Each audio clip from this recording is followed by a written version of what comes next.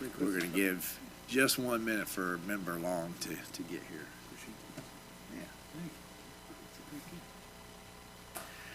I'm always thinking about you, man.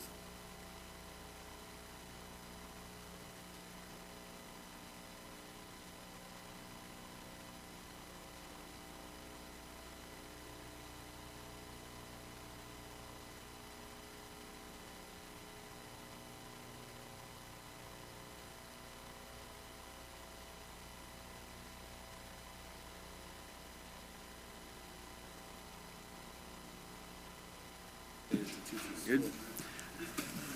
All right, ladies and gentlemen, we'll go ahead and call this regularly scheduled Tuesday, January 2nd, Planning and Zoning Board to order.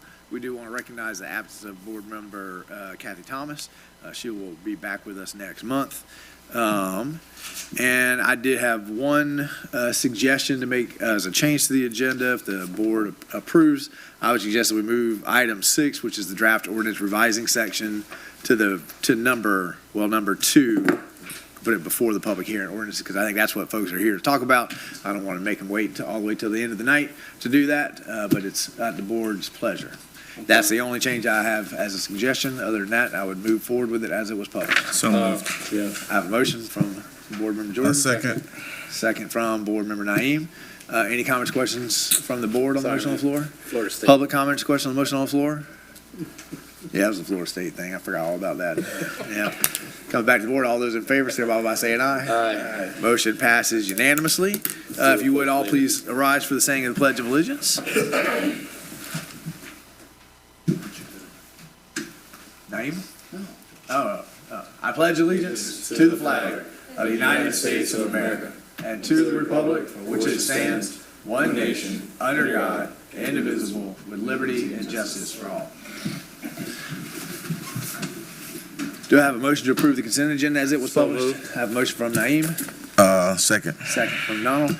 All those in favor, signify by saying aye. Aye. Motion passes unanimously. It'll take us to our new number 2, which is the draft ordinance revising section 4.2.40 solar energy. I know I threw you a curveball.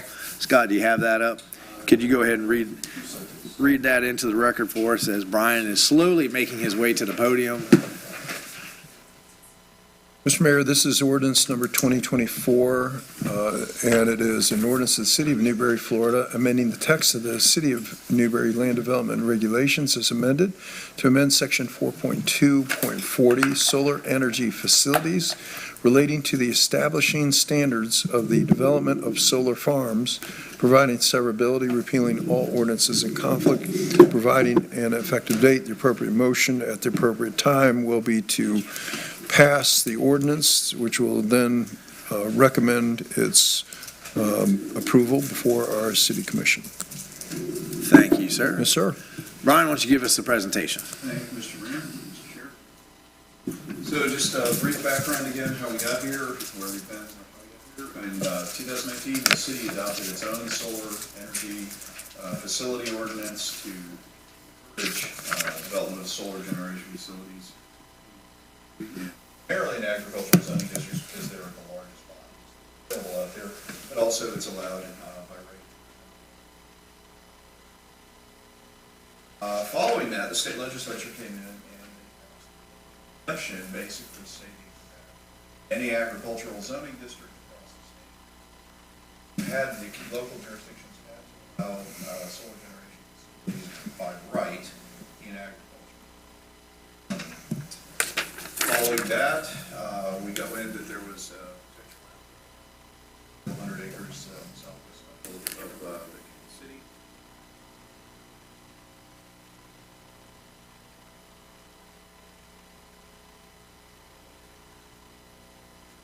Neighbors of Southwest Newberry filed a letter.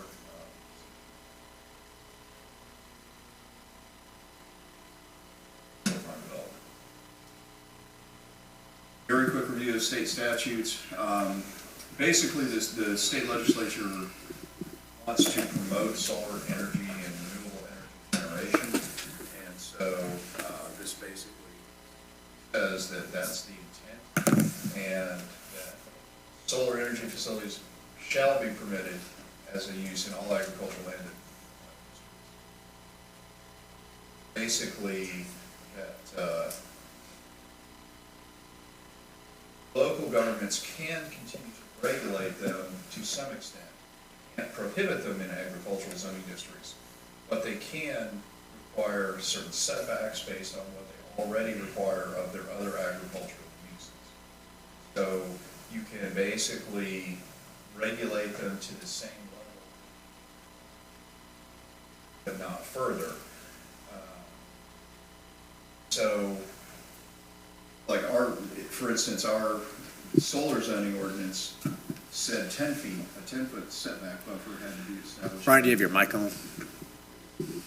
Oh, it's green. I thought it was lit up. Thank You you. were coming through so nice and clear. Okay. Back there, did y'all hear everything he just said to the public? Okay.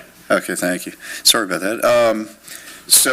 Brian, can I also, since we kind of paused there, so at this point, because generally when the state preempts the city, instead of trying to fight that fight, which we always lose, we just say, we'll follow state law. Right. So should we even have this ordinance, or should we just have an ordinance that says Newberry will follow state law? Mr. Mayor, we could go either way on that. If we said, you know what, we're just going to eliminate our ordinance in favor of just what it says in the state statutes, we could do that. But then what would happen is, every time there was a application, it would be a standalone, and it would be interpreted on an individual basis. So, for instance, like right now, our general agricultural zoning district setback requirements for structures within an ag zoning district is 25 feet. In certain circumstances, if it's what we consider an intensive use, like a slaughterhouse or an animal breeding facility, then it goes to 300 feet, but that's considered a more intensive use. And so just a standard structure, a house, a barn, or whatever, there's a 25-foot setback.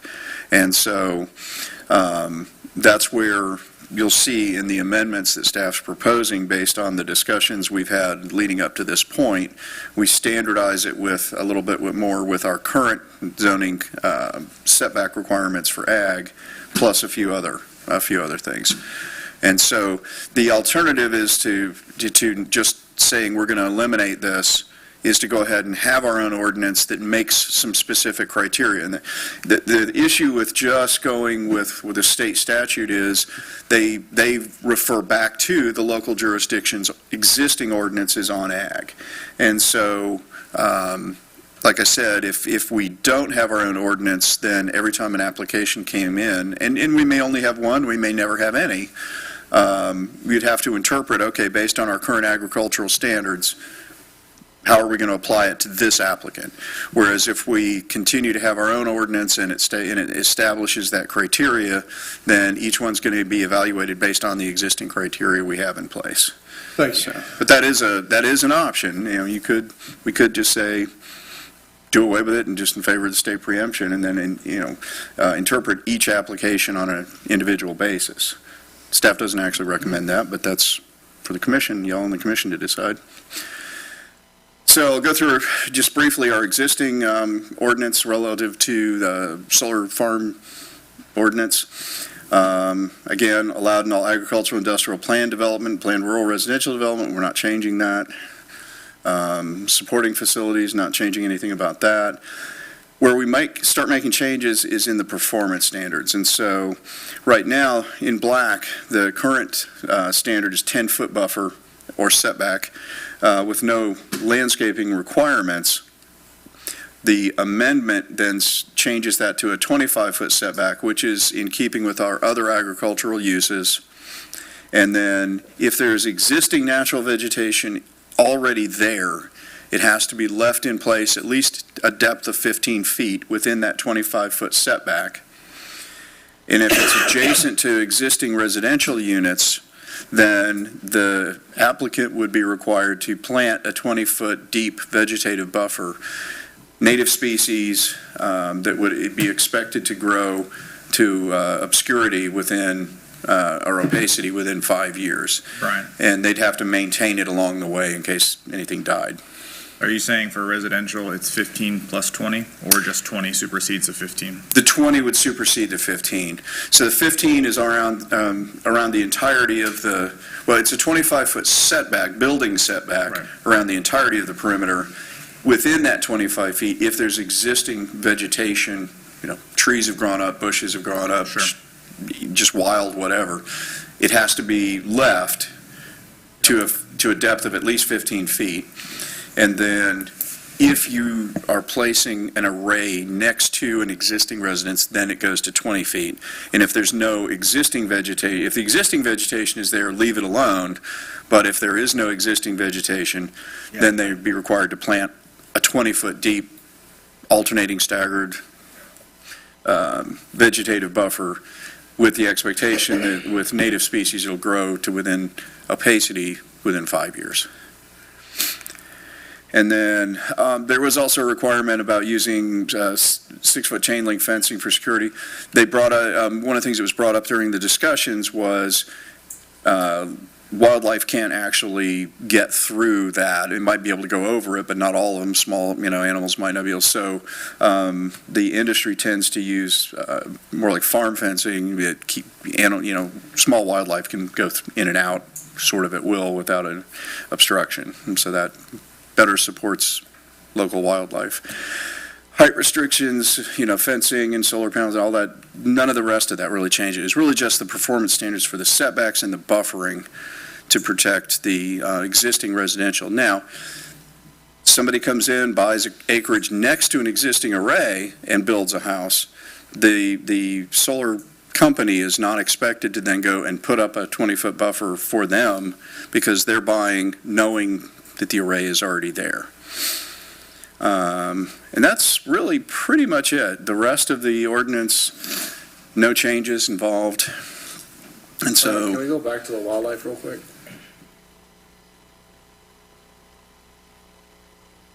So, back to the wildlife movement, what are the current ordinance standing for current wildlife that's presented on all those acreages?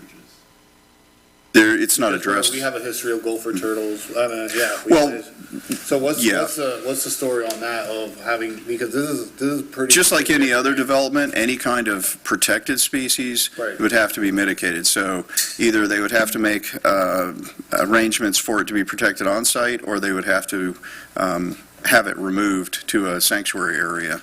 So in the instance of gopher tortoises, there's gopher tortoise sanctuaries around the state where you have to get a basically GT pay. agent, a gopher tortoise agent, Right. Yeah. certified to move. Exactly.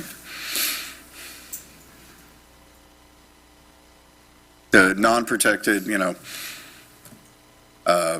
White-tailed deer. possums, deer, whatever. Jump over the city. Yeah.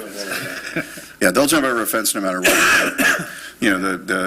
The rest of it, if it's non-protected, then they wouldn't have to, do anything to mitigate for that. They would just try to facilitate, letting them roam around in there. So, Just, and I don't mean to put you on the spot. If you don't know, just tell me. Do you know if we have any small plots, that are agriculturally industrial? I'm talking quarter acre, half acre lots, or are they all larger plots? Generally- That would have a larger dimension of 300 feet. Generally, the agriculture is going to be larger plots. We do have quite a few, like 1 acre to less than 5 acre lots that are out there that were But there's divided. not a whole lot of 80 by 125, like quarter acre lots that are zoned No. agriculturally. Okay. No, in fact, even the platted neighborhood that we do have that's, it's all zoned agriculture, those are at least 1 acre lots. That's Okay. Newberry Hills Okay. up in that Thank you. area. And I think the property appraiser has spent a lot of time in her first term double checking that people are getting ag exempt or still engaging in agriculture. And it's pretty hard now. You can do some small organic stuff on 5 to 10 acres, but anything else, you're talking about acreage. Yeah, what they've told us is they'll do a residential assessment for the acre around the house, and if you have anything over that, they will grant you, like if you have planted pines or something, they will grant you an agricultural exemption on the excess over that acre. So. Question on the setbacks. What difference is the setbacks? So when we were looking at these residentials out where ag land is, for example, like Dillon's Grove, we were talking about setbacks from the roads and certain buffers. Are we talking about similar setbacks here? Because if I'm not mistaken, I think Dillon's Grove or another one that we had recently approved, it was like a 50-foot setback. That was PD. So, Yeah, the one you're thinking about is Lakota or yeah. Barrington, which are a different animal because they are in agricultural, but they fall under our small-scale rural subdivision code. And so they're subject to a different level of code. But what I'm getting at with that is, knowing that that's residential, there was a stronger presence for a larger setback or vegetation line than for this. I think the I feel intent. like this should be more. The intent was the reverse, so with Lakota or Barrington, the intent was to screen the development from the street because you wanted to maintain that rural feel. In this instance, we consider, and the legislature considers, solar arrays to be an agricultural endeavor, and so even though they are hard structures that are implanted basically in the ground, they fall under they would fall under whatever your local community's existing setbacks are. And so we couldn't do a 50-foot setback necessarily because we don't require that of any other agricultural endeavor right now. Like I said, other than high intensity, like slaughterhouses and things, then we have a 300-foot minimum buffer. Other questions about these changes? Brian, is that? Okay, we've read it into the record. I need a motion on the floor before we can open it up to public. And I just want to reiterate, Brian's already said it, state law has preempted us on a lot of this stuff, so it is by right, and we are limited within what we can do by our already existing agricultural, whether we agree or disagree with that's not really the point here. But we have line of sight, we have an extended vegetative buffer, we have a buffer around the whole thing. We have worked within the bounds that we have created, the state has created for us, to make sure that any existing resident is going to have some obscurity there. And that's kind of as much as we can do with the state law the way it's written right now. Anybody want to make a motion? I move Ask to any more make the questions? motion because I'd like to hear the public, so I move the motion. Okay, I have a motion to approve from Jordan. A second. Second from Donald. Okay, let's open it up to public comment. If you're here to speak to the solar ordinance, come on down, line up. Hopefully we have addressed the major concern, which is the line of sight concern. See what else we can do to try to bring peace in the neighborhood. Welcome, sir. Well, Happy New Year. Thanks. So I'm Jeff Holcomb, so hopefully folks heard from me. I sent a letter through that hopefully came through, and that was my original letter I'd sent back in August to the City Commission, and I represent the group, the Neighbors of Southwest Newberry. So I did just want to mention some of the other elements, some of our concerns about the setback and vegetative buffer, just so that the Planning and Zoning Board knows. I know the Commission and the Mayor have heard this, and city staff.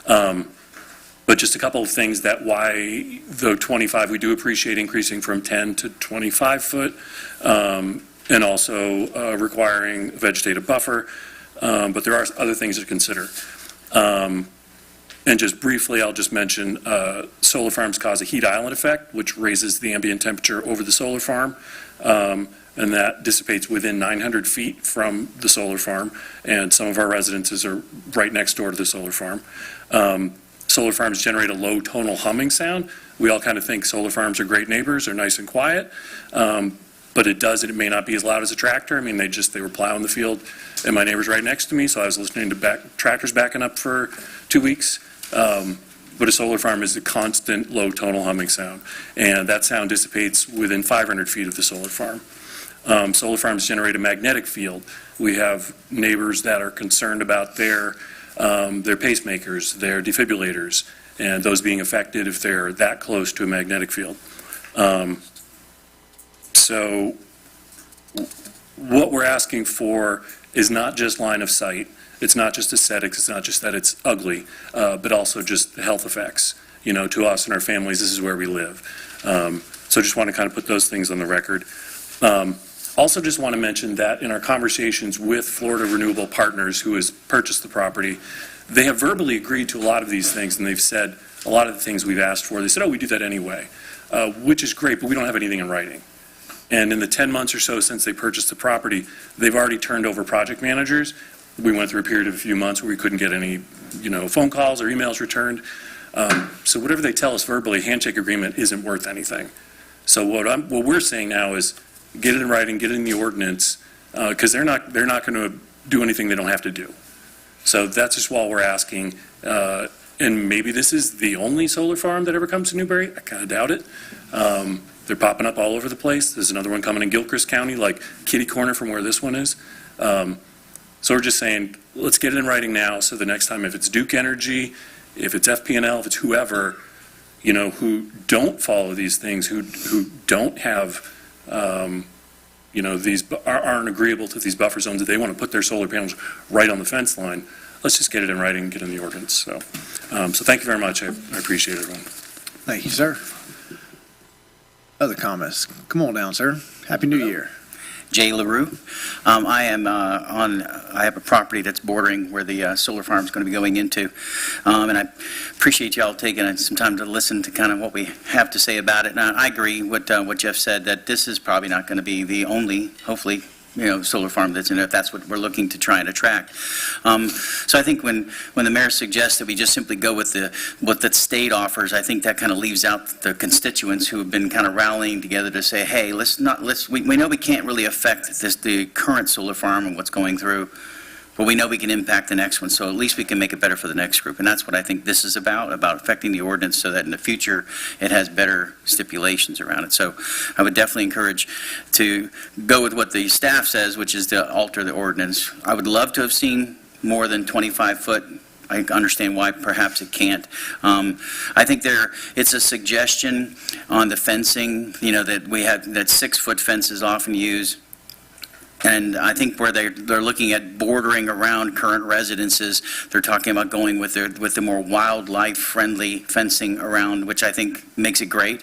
It's never been about aesthetics for me. It's about making sure that, everything, works together like it's supposed to. And if wildlife can move in between and a 4-foot fence, field fencing type situation is established and it's actually in writing and something they can follow, then I think that gives you a chance to be able to control consistency across the city, so you don't have this one over here with a 6-foot fence or this one with an 8-foot barbed wire fence, then comparing it to a 4-foot fence, and then you have the constituents of the next one coming and saying, how come they have a 4-foot fence over there and we have a 6-foot fence that's going up over here? So I think we have a chance to control that by adding that into the ordinance. I think that's all I got. Thanks a lot. Appreciate your time. Thank you, sir. And just to be clear, I wasn't advocating that we go with state. My question was designed to give Brian the opportunity to explain why we shouldn't go with the state. I absolutely agree that we should have our own ordinance and then be as whatever we decide. So just clarifying that point. Other public comment? Okay, hearing none, we'll come back to the board. Yep, that's what. So we have a motion on the floor. Any other comments or questions? So my biggest concern here with this is, I believe, Jeff, really? Jeff and Jay. Jay brought it up, and I think it's quite interesting is, it's not this particular solar farm I'm concerned about per se, because let's say this one does play by the rules, and not just the rules, but goes above and beyond, right? Which is great, that we would love. But let's face it, you're gonna have ABC company that doesn't abide by the rules and goes as far as they can go. And then all of a sudden, we're hurting other people in the future in Newberry, because this is set in stone. So if it's already impacting this, no offense, guys, a smaller group of people, I can only imagine if another solar farm tries to come in and try to impact, 300 homes that are in the surrounding area versus, let's say, 20 homes in the surrounding area. So I think setting a precedent to our constituents, I don't think it's a bad idea that we need to look at this a little bit deeper. Yes, I understand that the state has their ordinance, but like I discussed previously, I believe in home rule. If we lose, then so what? We lost, but we went fighting for our citizens. And that's at least that's what I want. I want to show that we stood up, and even though we fell, we at least stood up for our citizens and what we thought was right against the state. Because what's good for Tallahassee is not good for Newberry, what's good for Newberry is not good for Miami, and vice versa. So the state making a call for the whole state, this should be falling into the city, and I agree we need to have our own ordinance. And if we lose that battle, then we lost that battle. But I think we need to really pay attention to what our neighbors are trying to say. I might not agree, that we need, 1,000 feet here, 1,000 feet there. We could probably meet somewhere in the middle. How can we help? But I think like 25 feet, yes, it's agriculture. But to me, when I think of agriculture, I don't think solar panels. I'm sorry. It's big metal. It's not agriculture to me. I get where they're getting at with the agriculture, but yeah, that's my 2 cents, guys. I think we need to be a little bit, I want to say stricter. It's not just for this, it's not for the company that's trying to come, it's for those that will come down the line, that will bend as far as they can bend. And let me address that point, because I heard a similar comment, and this is an ordinance that will apply across the city. This is putting it in writing. This is exactly what we are doing here today, and this was what the stated intent has always been since we started this process. So I'm a little confused by the comparisons of future companies versus this company. That's why you have an ordinance in a city, so that everyone plays by the same rule. Right. And that's exactly what we have always been doing when we started this out, was, hey, let's pull that ordinance back up. Let's check to see if it's a vegetative buffer, because that was the first and most frequent comment that I've heard is, hey, we want to make sure we don't see it. And we discovered that ordinance did not require a vegetative buffer. So we said, hey, before this company that is on the books coming, let's bring it back. But ordinances apply across the city. They are the in writing that you're asking for, and it has been our stated intent. We've been working with our residents. We have been going to bat for our residents since that was brought to my attention 2 years ago. It was, hey, we got to fix that before it ever happens. So I just want to make sure that we all understand what an ordinance is, where an ordinance applies, and I know that some of the residents don't feel it, but we have been going to bat for our residents from the beginning here and saying, okay, we've got to address these things. I understand the concerns about the sound. It's not at night because they don't move at night. It's when they move. We've done the comparisons. Wells tractors are louder than solar farms. When you're standing at the property line with the buffer, many of the commission took a field trip over the one in High Springs. You could barely hear anything at the property line. If a vehicle drove by, that obscured the sound. We did the fence for the wildlife to go through. We've increased the vegetative buffer to obscurity where there's ever a line of sight at their cost. So I understand that it's not 100% of what everybody's asking for, but I just want it, when somebody says, well, we want to go to fight for our residents, that's all I do every single day. And it's what I've done for these residents. And I know that some of them are going to walk out and not believe that, but I was the very first one when this application, I called up the city manager and said, hey, let's double check that ordinance. Let's pull it back up. Let's refresh it. And then since that time, the state has kind of tied our hands on a lot of things here. But I also think that we do have to think about larger concerns here. Florida is 70% of our energy is dependent on natural gas, and there's 3 lines that come in. There's larger global concerns, global warming concerns. So I think solar farms are where they are effective, right? There is a larger world problem here that we have a responsibility as well. So I think all of what we do in here is a compromise between our residents and the needs of the larger state, nation, and planet. I have children. I want to make sure there's an earth here for them. So I'm all about, hey, can we make this from 25 to 30 feet, right? Can we do those kinds of things? I mean, I think that those are the kind of fights that we probably could skate with the state, right? It is more restrictive, but it's arguably slightly more restrictive, right? So, but 300 feet, we lose every day on that, right? And I think as a farmer, I can tell you that every time there is a new agricultural product, there are people that say, I don't see that as farming. Whether it's aquaculture, whether it's hydroponics, right? Oh, that doesn't count, right? And so farmers are always having to argue, no, I am farming, right, the power from the sun to redistribute in a clean way to your house. And this is an agricultural endeavor, right? So I just wanted to respond to those kinds of comments, because I get there's always, I'm fighting for, but I think this board, I think the commission has all been listening and trying to do what we can do without getting ourselves embroiled in lawsuits with either the state or the developer to come to a compromise that is something that we can all live with. You were trying to reach for the mic. You're good. I just have a couple questions, and I don't mean to be off topic just as tad, but has the city looked into, I saw like on the letter, there was a question about the cadmium in water testing and with the water table.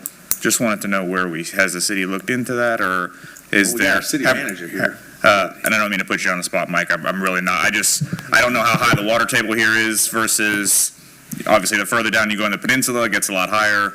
I just want to make sure that we've kind of. If you wouldn't mind, just because I haven't read the statement in the letter, if you would read that for me. I think it has to do with the potential of the batteries leaking.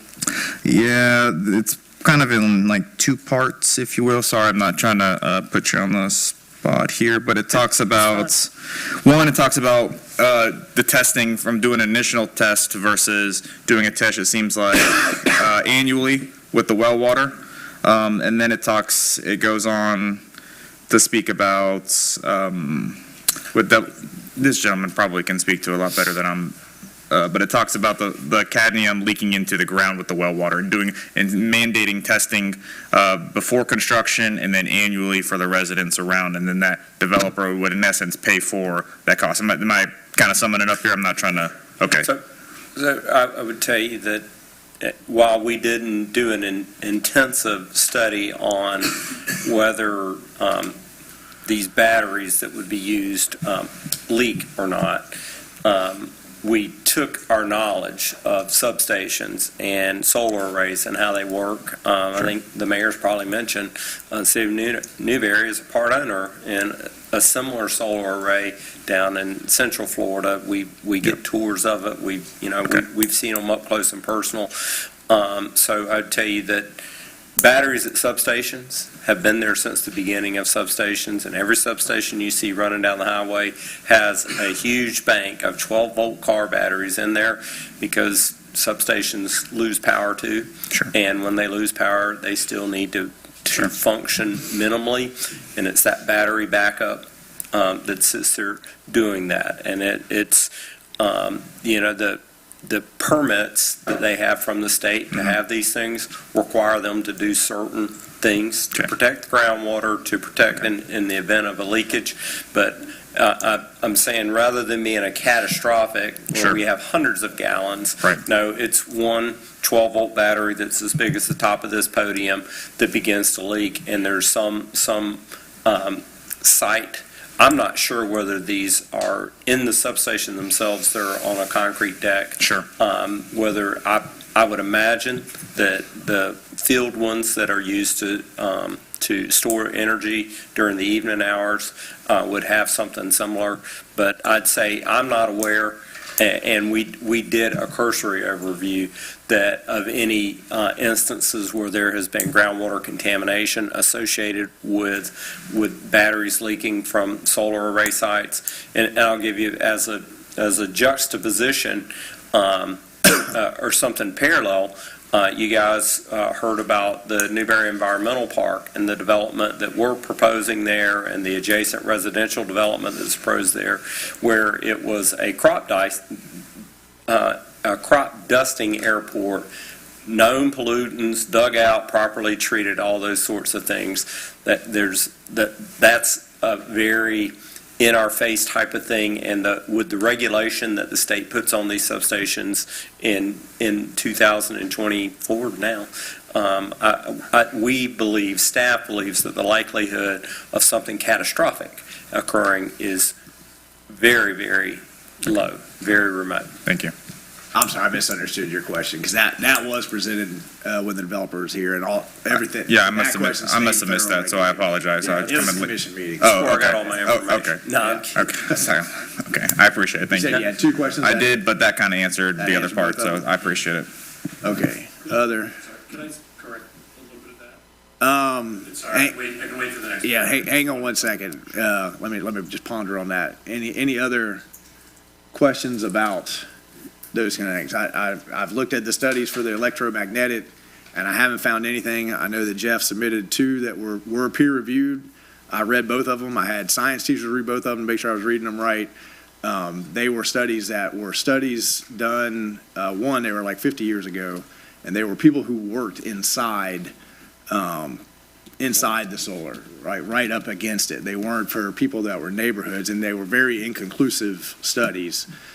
So I can't find anything that's peer-reviewed that says there's any problem with solar fields and pacemakers or any of those kinds of things. I know that there's a lot of conspiracy theorists on Facebook that link those kinds of things, but I can't find an actual scientific study that links any of that. So the magnetic field, I can't address here because we have to take in evidence in this environment. To the noise, it's much less than what we all deal with out there with the farmers around us. And we've got the vegetative buffer that is going to try to obscure as much of this as possible against anybody that's got an existing house. And those have been the main concerns that I have heard from residents. So we don't normally let somebody come back up, sir, but you've been so patient, I'm going to go ahead and break that rule. Can you put 2 minutes back on the clock for Mr. Holcomb? And Appreciate it. Yeah. I just wanted to clarify about the cadmium and the groundwater contamination. The concern was not battery storage, that's a separate concern, but at the end of life of solar panels, when, 25, 30 years, that they need to be properly disposed of. And the studies that I've shared say that. Before, are you talking about recyclable, like microchips and things of that nature, electronic devices being recycled? Is that kind of where your issue is going? Yeah. If they're not Okay, properly- sorry, I just wanted to kind of get, you good, sorry. Essentially saying not day 1 or year 10, but if at the end of life you have damaged solar panels from a hurricane, from whatever trees fall on them, and there's nobody out, monitoring them, the studies state that when they are ground up, they're put in a landfill, the cheap thin film PV panels will leach cadmium into the groundwater, and that's a groundwater contaminant. So the concern, there's no city water out here, we're all on wells, and my well is, 100 feet from where solar panels are going to be. That's my concern. And if we're not testing the water, I can test my own water, but, if I can do my own baseline test, but then if the solar company who's responsible for it, and in 50 years I've got a contaminated well, and I'm sick and I get cancer, where the solar company's long gone. Anyway, thank you, appreciate it. Thank you. come on back up, Mr. New. Sorry, I missed it the first time. And just for clarity, this is to operate a solar array. There's no authorization to dispose on site, to grind on site, to landfill on site. In Alachua County, anything that's being disposed of would go to a landfill, I think probably in the state of Florida, that is lined. The leachate from a lined landfill is collected and treated at a treatment system to prevent it from getting into the groundwater. I'm sorry I missed that first time around, but great question. And if you're not in the business, something that may not be readily apparent to everybody.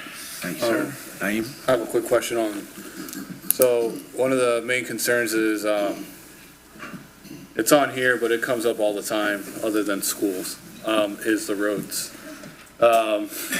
With that being said, my concern is with all the construction that's happening, we put we put some standards towards our builders or whoever's building something, whether it's residential, commercial, whatnot, that they are responsible for any kind of repair damages. Would they be held to the same standards on repairing for the roads if during the construction phase of all the back and forth? Because obviously, once it's built, it's done, and the traffic will be minimal, but during that process. Their answer at the commission meeting was they'll take pictures before and after, which is what most developers do. They'll take pictures of the road, and if the road is not in Okay. is in Yeah, I wasn't, noticeable. sorry, I didn't. I don't know how you get more noticeable misrepair than it is now, but they will have pictures. Hang on one second, ma'am, because we public comments closed, but I'm trying to make sure that nobody walks out here feeling like they didn't get a chance to talk, because we've heard some criticism about how long this process has taken. I generally like when our staff does a very, very thorough job.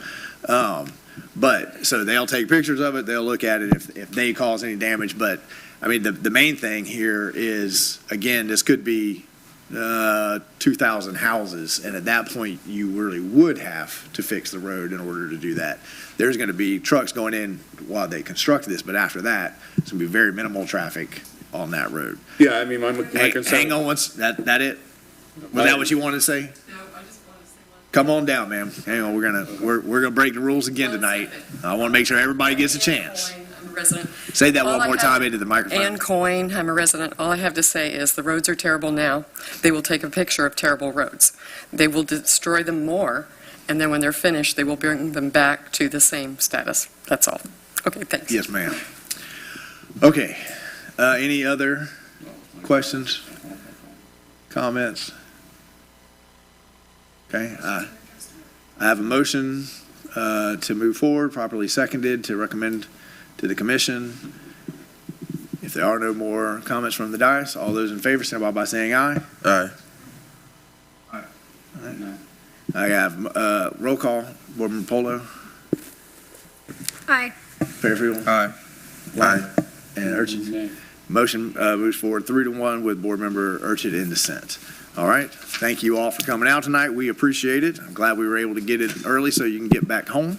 That moves us to next, the new item 3, which is amending the future land use map classification from Alachua County Rural Ag to City of Newberry Ag on annexed property. Mr. Attorney, would you please read ordinance 2024-02/CPA 2401 into the record for us?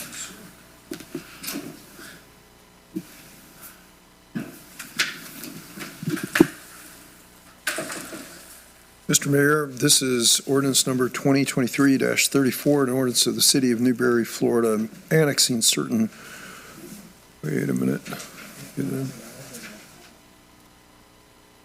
24, let me get to it, sorry.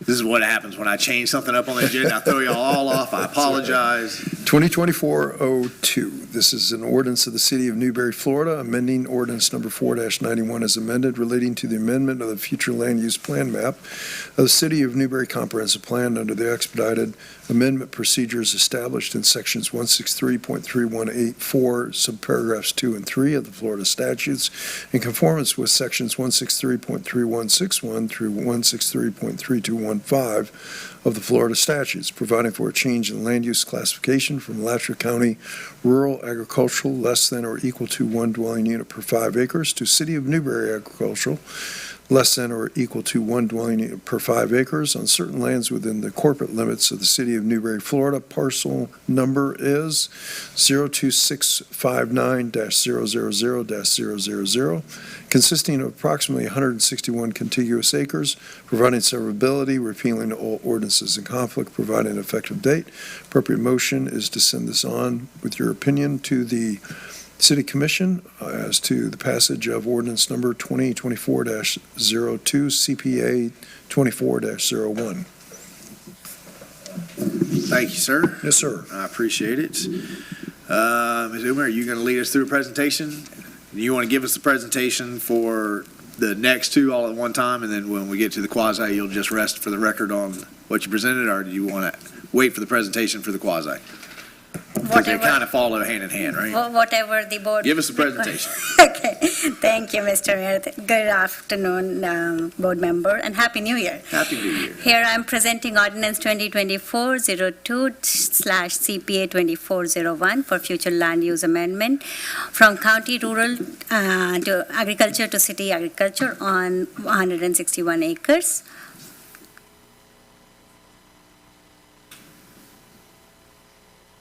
sorry. Oh, okay. So, the amendment for future land use map classification on recently annexed parcel. This parcel was annexed on December 11, 2023 from Alachua County Rural Agriculture to City of Newberry. It will be a like-for-like future land use map amendment. The property is generally located on CR 37, Southwest 282 Street and Southwest 67th Avenue in Alachua County. It is identified by property appraisal on parcel number 02659-000-000. The petition is by Whitehurst Cattle. And the applicant is CHW. CHW is here for presentation. They have a brief presentation too, so I will, before I put the recommendation, I would request Greg to present the presentation. Come on down, sir. First presentation in Newberry is 2024. Very honored. Good evening, Mr. Mayor, board members. I'm Craig Brazier with CHW, and a Happy New Year to everyone. I do have a presentation that I would like to give. It does combine both. So, when this comes around for the second time, I just want to make sure that this is in the record for both. We appreciate the efficiency. Absolutely. So, as staff stated, this is a continuation of an annexation process. So the property was annexed into the city of Newberry. Now it is required to have a Newberry land use and zoning designation. In this case, we are going from rural agriculture in the county to agriculture in the city. It's a same to same situation. Here's what the timeline looked like. This started back in August. Staff, as Ms. Uma mentioned, the annexation was approved in December. Now we're here at the Planning and Zoning Board, and this will continue to move on through City Commission for the Land Use and Zoning, and you see here an estimated time frame. So somewhere in early spring, we hope to conclude this process. However, dates can change as we continue to get through. So here you see the current conditions. What you see in purple are little pockets of unincorporated county property. So when the annexation was approved, this then became part of the city, thus removing or reducing one of these enclave pockets. So this is hopefully over time, all of these little pieces will get cleaned up and the city limits will be much more unified. Here's a closer look at what's a little over 160 acres, about 161 acres. And again, it is going from agriculture to agriculture, so no real proposed change other than it's no longer an unincorporated county, it's in the city. So here's what the future land use map looks like today. So it has that rural designation, so it's displayed here in slightly different colored green. Same with the zoning. Once this is all said and done, it would then have the city agricultural land use as well as the city agriculture zoning. So essentially, this is about as straightforward of an item as you will ever have brought before you. So if you have any questions, please, I'll be happy to answer. Yeah. If the rest of your 2024 is this easy, you'll be in good shape. Yeah, that's right. And we love to close out these enclaves. Yeah. But yeah, I'll be happy to answer any questions that you might have. Board have any questions? All right. Ms. Uma, you got anything to add to that, or you want to give a staff's recommendation? Just the same thing. It's likewise change in the CPA, and as Craig said, this is the first planning and zoning. Then we will have one commission meeting. Then it's more than 50 acres, so it will go to state, and it will come back. And then we will, if there is no problem there, it will come back, and we will have the adoption. So. Moving. Okay. Staff recommend approval of ordinance 2024-2 CPA 24-1, and if approved, this will be heard on January 8, 2024. I'm here for any question. All right, thank you. Does the board have any questions for Ms. Uma? All right, we've read it into the record. We've heard the presentation. Have any questions, or I'll take a motion. I have a motion from Naeem. Second from Donald. Any comments, questions from the board on the motion? Public comments, question on the motion on the floor? Seeing none, all those in favor signify by saying aye. Aye. Motion passed unanimously. Now, the board is going to move into a quasi judicial procedure. This means the board will stop being a legislative body and will become a judicial board. And that means that we have to follow certain rules and adhere to a different standard of decision-making. The primary rule must follow concerns testimony. The substantial and competent evidence standard must be met when the judicial board makes a decision. The standard states the following, and I quote, "All public testimony will be taken under oath. Everyone testifying will be subject to cross-examination. All documents and exhibits shall be entered into evidence. Giving opinion testimony is limited to experts. Closing arguments will be limited to the evidence of record." I'm going to ask the attorney to now read into the record the ordinance by title only. Yes, sir. This is ordinance number 2024-03, LDR 24-04, an ordinance of the City of Newberry, Florida, relating to the amendment of the official zoning atlas for the rezoning of 161 acres, more or less, pursuant to an application amending the official zoning atlas of the City of Newberry land development regulations, providing for rezoning of Alachua County Agricultural A zoning district to the City of Newberry Agricultural A zoning district of certain lands within the corporate limits of the City of Newberry, Florida, which have been annexed thereto. Tax parcel number is 02659-000-000, providing severability, repealing all ordinances in conflict, and providing an effective date. The appropriate motion is to pass on to the City Commission ordinance number 2024-03, LDR 24-04. Thank you, sir. Sir. I'm also going to ask the attorney if you'd swear in anybody here wishing to speak. If you're here to speak to either this quasi or the other one, if you could stand up now, we'll swear you in for everything, just to save a little bit of time. Mr. Attorney? Raise your right hand, swear or affirm to tell the whole truth and nothing but the truth. Witnesses have been sworn. Thank you so much. Now, before we begin, we need to disclose any ex parte communications and disclose whether any member physically inspected the property. Ex parte communications are any conversation or transmission of information that may have bearing or influence on any voting member's decision. Board Member Polo? Board Member Fairfield? Ms. Long? Ms. Urgen? No? I'm a non-voting chair, but I have nothing to disclose as well. I will now explain the order of the presentations that we're going to follow for every quasi-judicial item before us tonight. First, we will hear from our staff with an overview. Then the applicant will have the opportunity to make a presentation with no time limit. Then staff will come back and give staff's report and recommendation, also with no time limit. I've not been contacted by anybody wishing to claim a third-party intervener status, so that's going to move us to public comment. Any members of the public here to speak to this agenda item will have 3 minutes to do so. Then the applicant can cross-examine, staff can cross-examine, finally member decision-making body through the chair can ask questions of the applicant or the staff, and then we'll hear final arguments from the applicant and staff. Then the city attorney will advise decision-making advice, applicable law, factual findings that must be made to approve or deny the application. After deliberations, we'll entertain a motion to approve conditions, continue, or deny the application. Well, the order will follow for both presentations. So, Ms. Uma, you're back on deck. Mr. Mayor, Omar Sarmishta, Planning and Economic Development. I'm presenting ordinance 2024-03, LDR 2404, rezoning from county agriculture to city agriculture on the tax parcel 02659-000-000. It is the continuous application from the earlier one. Here we are doing the rezoning from Alachua County agriculture to city of Newberry agriculture. It is again like-to-like rezoning. This parcel was annexed on December 11, 2023. The parcel is generally located on CR 337 Southwest to 82 Street. The petition is by CHW. Owner is Whitehurst Gasel.co. This process will go with 1 planning and zoning and 2 commission meeting, and it will be in contingent to the future land use amendment adoption.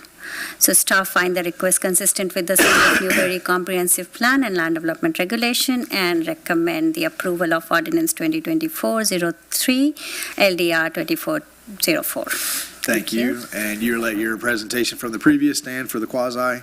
That's going to move us to public comment. Any members here from the public wish to speak to this agenda item? Seeing none. Did you hear anything that you wanted to cross-examine? All right. That's going to take us down to member decision-making body. Do you have any questions? Urgent? I was ready for a motion. All right. Did you want to make a final argument, Ms. Newman? So used to you. All right. Final argument? No. Mr. Attorney, would you please advise to make advise applicable law and factual findings? Substantial and competent evidence is the applicable law in each one of these instances for quasi-judicial this evening, Mr. Mayor. Thank you so Sir. much. Now have deliberations. If there are no deliberations, I'll entertain a motion. I have a motion from Naeem. Second from Donald. They're working overtime tonight. Any comments, questions on the motion on the floor from the board? Public comments, questions on the motion on the floor? Hearing none, all those in favor signify by saying aye. Aye. Motion passes unanimously. We're out of quasi, but I'm not going to read all that again unless someone new enters in. Now we're back to being legislative. Mr. Attorney, would you please read into the record ordinance 2024-04/CPA 2402, please? Yes, sir. This is an ordinance of the City of Newberry, Florida, amending the Ordinance 4-91 as amended, relating to the amendment of the future land use plan map of the City of Newberry Comprehensive Plan of 29 acres of land under the small-scale development amendment procedures established under Section 163.3187 of the Florida statutes as amended, providing for a change in land use classification from Alachua County rural agricultural less than or equal to one dwelling unit per 5 acres to the City of Newberry agricultural less than or equal to one dwelling unit per 5 acres on certain lands within the corporate limits of the City of Newberry, Florida. The tax parcel numbers are 02579-005-000, tax parcel number 02579-006-000, and 02579-007-000, consisting of approximately 29 contiguous acres, providing servability, repealing all ordinances in conflict, providing an effective date. Appropriate motion is to pass on to the City Commission. Your opinion as to ordinance number 2024-04. Thank you, sir. Yes, sir. Ms. Newman, do you have a presentation for us? Yes.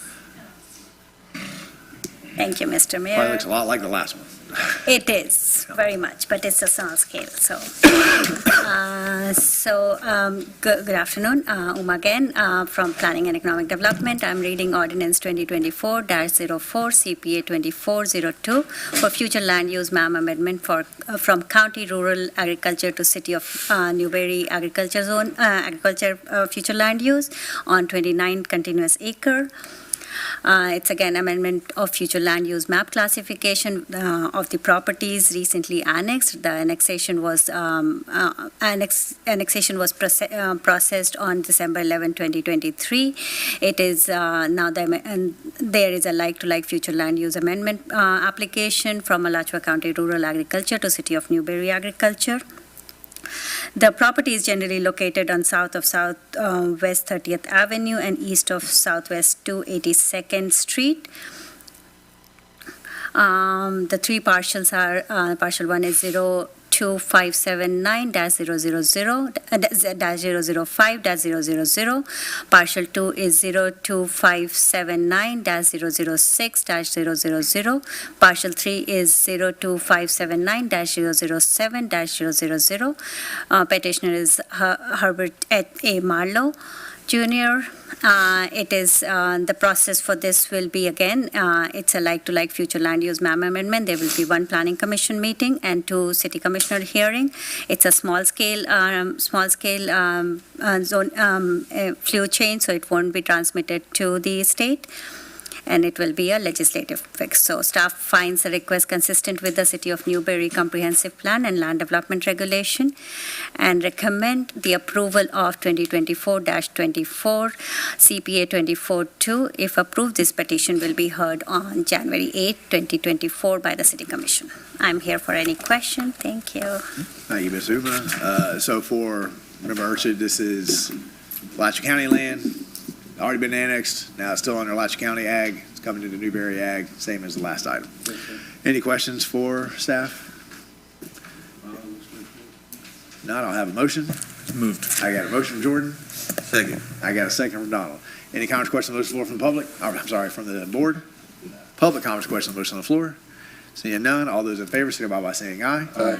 Motion passes unanimously. I want to remind everybody, we're still in quasi-judicial. I'm not going to read through that again because no one new has come in. The attorney has sworn everyone in, and we did our ex parte for both. So let's jump right into the ordinance, if you would, sir. This is ordinance 2024-05. Yes, sir. This is an ordinance of the City of Newberry, Florida, relating to the amendment of the official zoning atlas for the rezoning of 29 acres more or less pursuant to an application amending the official zoning atlas of the City of Newberry Land Development Regulations, providing for rezoning from Alachua County Agricultural A to zoning district to the City of Newberry Agricultural A zoning district on certain lands within the corporate limits of the City of Newberry, Florida, which have been recently annexed thereto. The tax parcel numbers are 02579-005-000, 02579-006-000, and 02579-007-000, providing severability, repealing all ordinances in conflict, providing an effective date. The appropriate motion is to send your opinion to the City Commission for passage of ordinance number 2024-05, LDR 24-05. Thank you, sir. Yes, sir. We'll start with the staff overview. And since I don't see the applicant here, you just jump right into your presentation. Okay, thank you, Mr. Mayor. Uma Sarmishta, Planning and Economic Development. I'm reading the ordinance 2024-05, LDR 2405. It's a petition for rezoning from county agriculture to city agriculture on a 29-acre continuous land.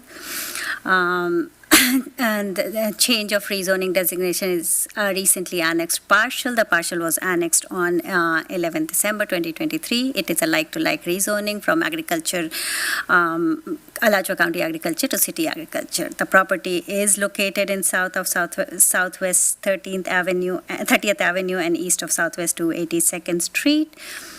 These are the three parcels. Parcel 1 is 02579-005-000. Parcel 2 is 02579-006-000. And the third parcel is 02579-007-000. The petition is by Herbert Marlowe Jr. And this is the property. Again, the procedure will be one planning commission meeting and two city commissioner hearing. The rezoning is contingent upon the flume adoption. Staff find the request consistent with the City of Newberry Comprehensive Plan and Land Development Regulation. Staff recommend for the approval of 2024-05 LDR 2405. If approved, the petition will be heard on January 8, 2024. Thank you so much. Great job. Sorry, there's three parcels there you got to read through. That's a lot. I've not been contacted by anybody which claim a third-party intervener status. So that's going to move us to public comment. Any members of the public here wish to speak to this agenda item have 3 minutes to do so. Seeing none, that'll take us to, let's just go ahead to decision-making body. You got any questions? No? All right. Attorney's already advised us it's applicable law and factual findings, so we'll enter into deliberations. If there are no deliberations, I'll have a motion. I have a motion from Jordan. A second. Second from Donald. Comments or questions from the board? Public comments or questions? Hearing none, all those in favor signify by saying aye. Aye. Motion passes unanimously, and since we already did that, that takes us to topics for members' discussion. Board Member Polo, you got anything you want to announce to the board? I do, thank you. I wanted to share with the board and the community that Goodwill of North Central Florida has a program called Teens Work Alachua, which is a program wherein you sign up with them and they bring in teenagers to work for you. They pay for the teenagers, but you provide the teenagers with some experience. So a really cool way to get some on-the-job training for our youth. And not cost our business owners any money. So I would like to recommend anybody who has a business to look into that, or a teenager to look into that. How do they reach out? And how old do they have to be? They can be any age over 13 and 19. The Goodwill, I would just Google Goodwill Teen Works Alachua. The Greater Gainesville Chamber of Commerce will soon have something up on their website regarding it. And it has to be a business. I just can't have them come over and build my yard. No, I mean, that's a you good have experience. to have it. It is a really good experience. I'll send my son over. I promise you. You give him a scythe, and I'll send him over. But it's a really great opportunity.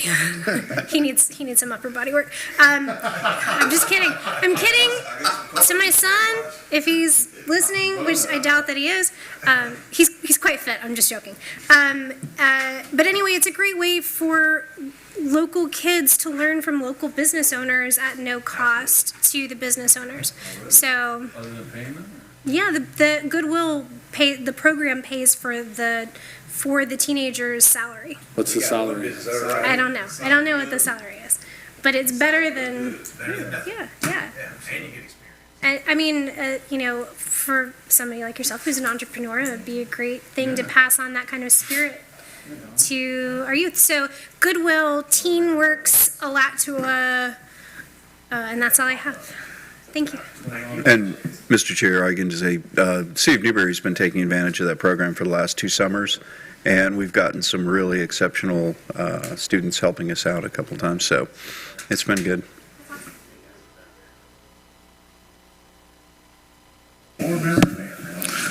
Well, for those of you who don't know and haven't seen my house full of furniture on your Facebook page recently, my wife and I have decided to relocate to South Florida to be closer to family now that we are empty nesters at the ripe age of 33.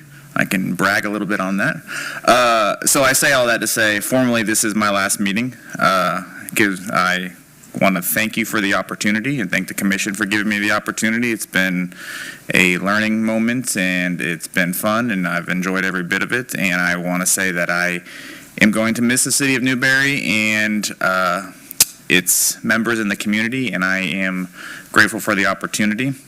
And if you're in the market for a house, not a plug at all, I have a house that's coming on the market pretty soon.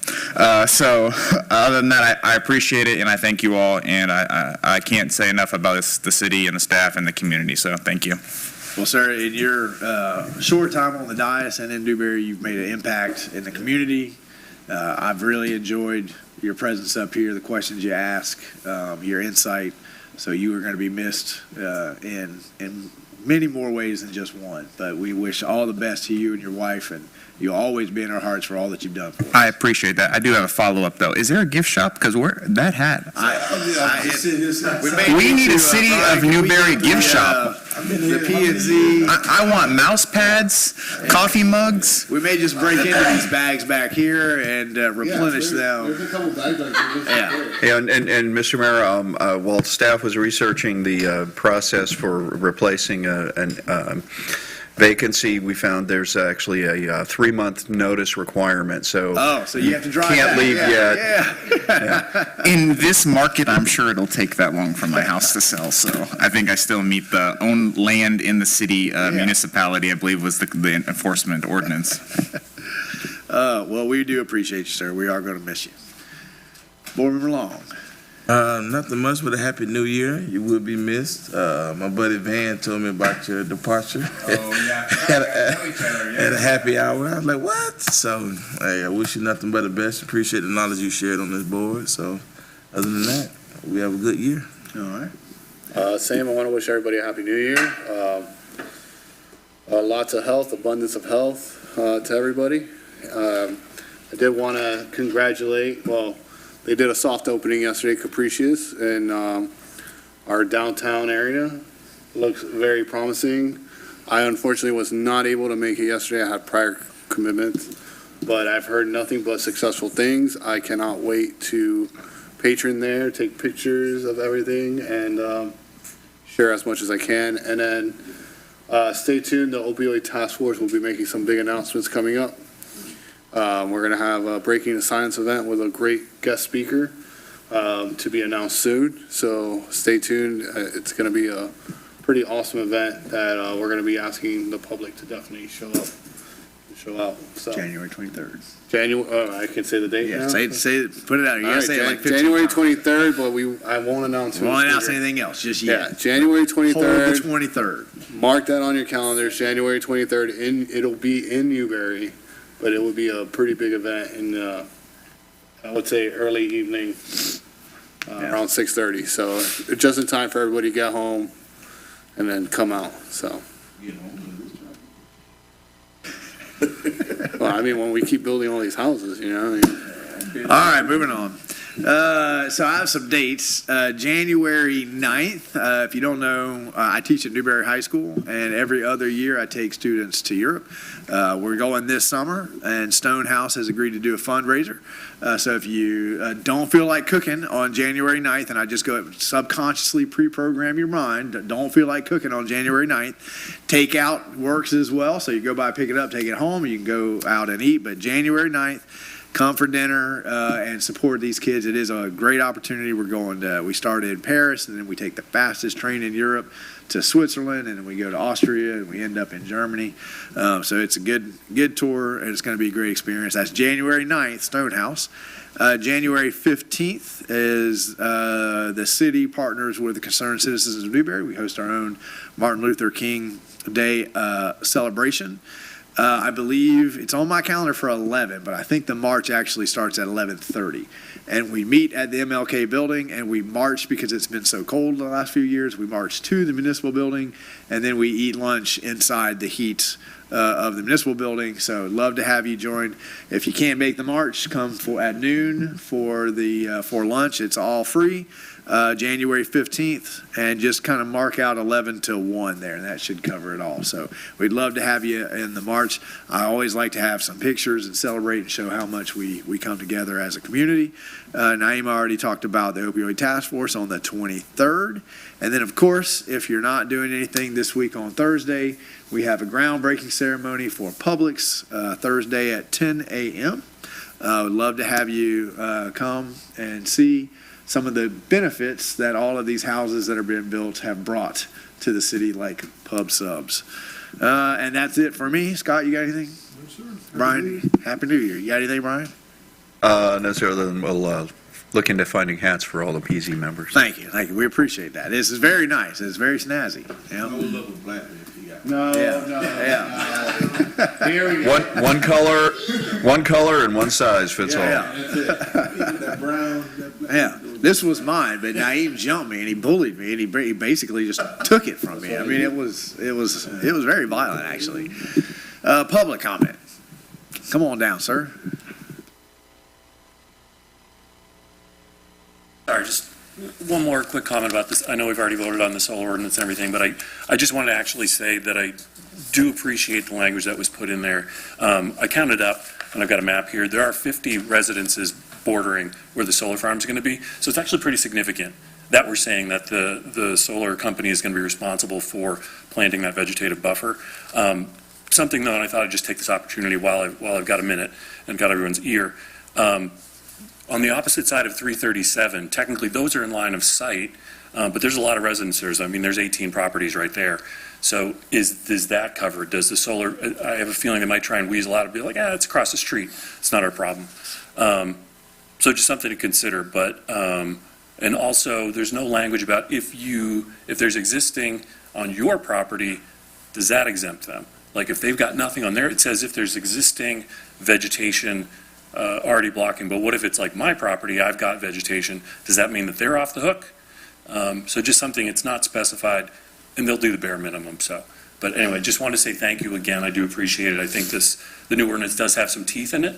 I think we may get pushback from Florida Renewable Partners, because they have said in the past this will cost them millions of dollars. Trees are not free, and if we want them to plant some, it's going to cost some money, but just want to say thank you again, so I appreciate it. And ordinances apply to their property, so it has to be on their side of the property. Whatever's on the other side doesn't. We specifically talked about 337 because all along there's just a row of really beautiful oak trees. So we want to keep those oak trees. One problem that is a lot of undergrowth doesn't happen under oak trees because it shades it out. So I think there's probably going to be some gaps there because we don't want them to cut the oak trees down, and it's hard to get things to grow up there. But there will be, it does apply, so there will be some obstruction there. All right, thank you. Again, appreciate it. Absolutely. Other public comment. Come on, you waited till the end. It's the new year. No? Going once, going twice. We are adjourned.